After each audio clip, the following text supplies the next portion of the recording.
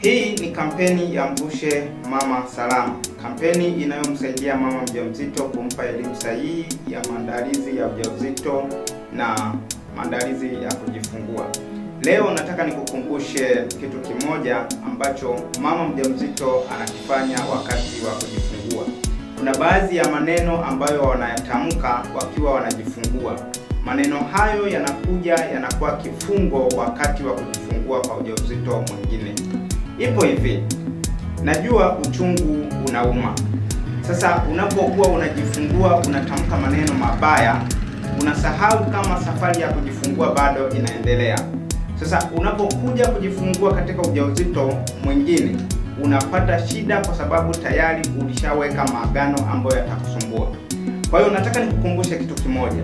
Kwa mfano, kuna baadhi ya kina mama wanatamka maneno sitarudia tena, sitajifungua tena. Na ukumbuke, unapojifungua furaha inarejea. Utaendelea kuwa na furaha, utaendelea kufurahia, na ukirudi nyumbani utamkuta mume wako, mtafurahi pamoja. Na unapofika umemaliza kulea, lazima michakato mingine itaanza. Sasa kwa sababu umeshasahau, unapojifungua unasahau kila kitu, inaanza furaha.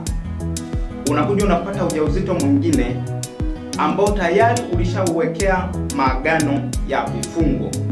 Ulishatamka maneno ambayo yamefanyika vifungo. Yanakutesa, unalia, unapata changamoto nyingi kwa sababu tayari ulishajifunga wewe mwenyewe. Sasa nataka nikukumbushe kitu kimoja.